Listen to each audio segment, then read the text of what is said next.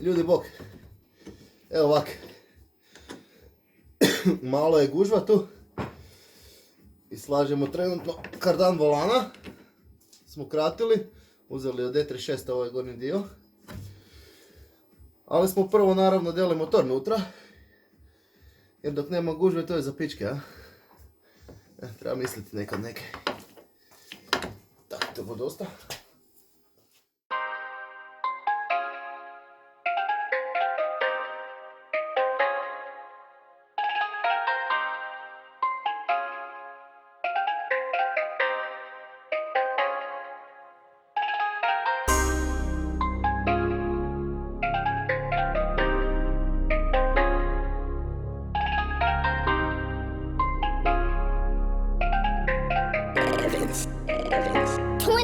Hearts beat.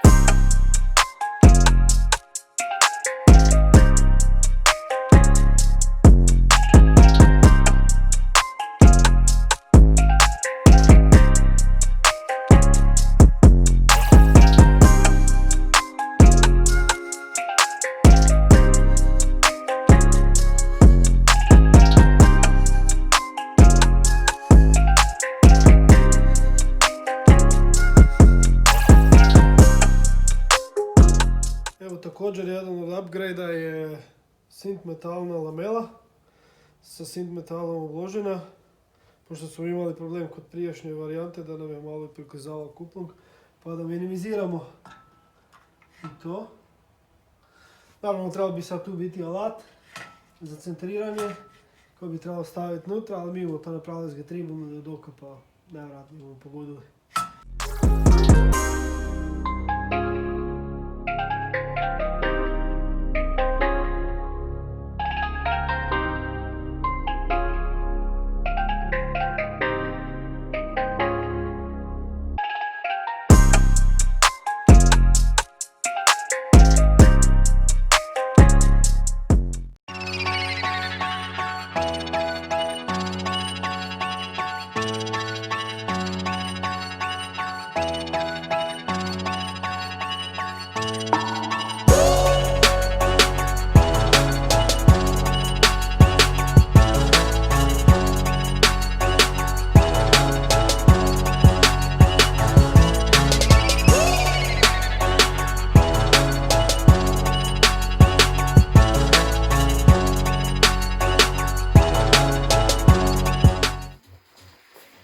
Tak ljudi, motor je unutra, osim motora kaj smo napravili s glavom, lijepo smo poravnali, pošlajfali ventile, promijenili gumice i sve kaj se trebalo promijeniti i stavili budemo MLS Cometic head gasket.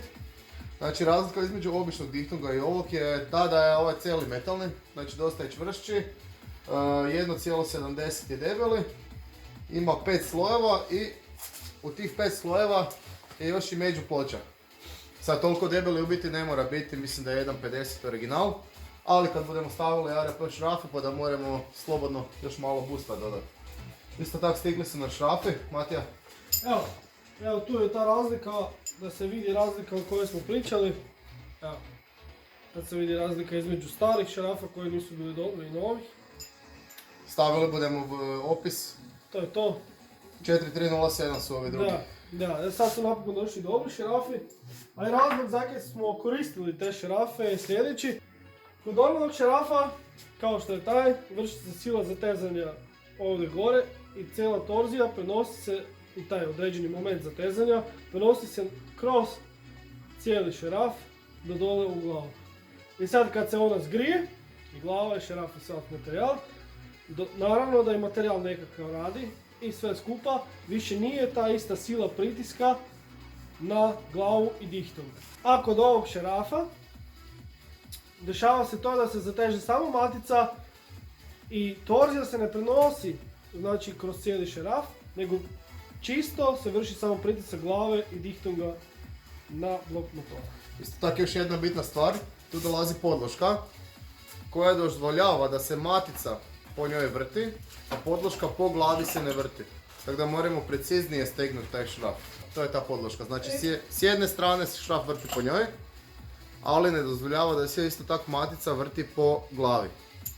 Isto tako se koristi specijalna, znači Ultra Torque, nekakav lubrikant za tezanje. Obavezno isto tako kad se šrafi stavljaju u glavu, ne ih stezat sa gedorom, sa ključevima, s ničim, nego samo s rukom. Hand tight. Tako je. Koliko ide s rukom i onda se matica stegne na određeni moment.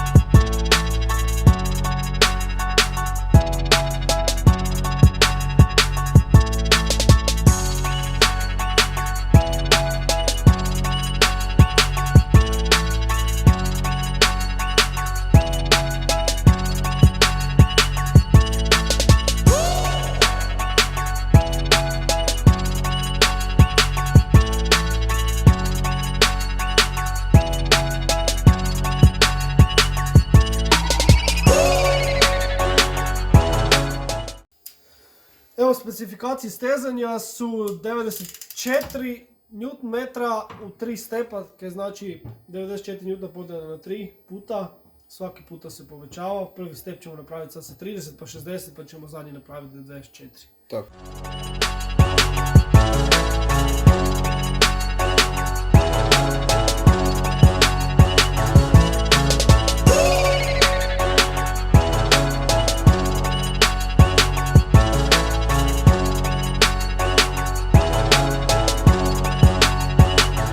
Priveli smo i treću emisiju kraju.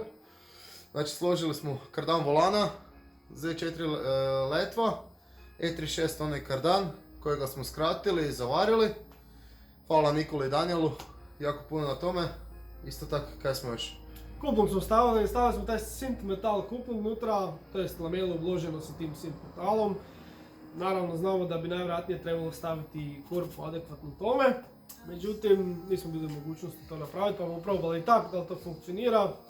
Ako bude klizila, bomo ju morali izvaditi van i zamijeniti ponovo. Tako je. Ovako, budući da je božićno vrijeme, dečki s Turbo Centruma iz Njemačke su nam poslali mali dar za utjehu kad turbo još nije vužgal. Tako je. Eto. Evo Fevo, par tebi. Turbo bombončići za nas, a vama sretan Božić i sve najbolje želimo. Da vidite. Sretan Božić, sve najbolje i vidimo se. Ćao, bok.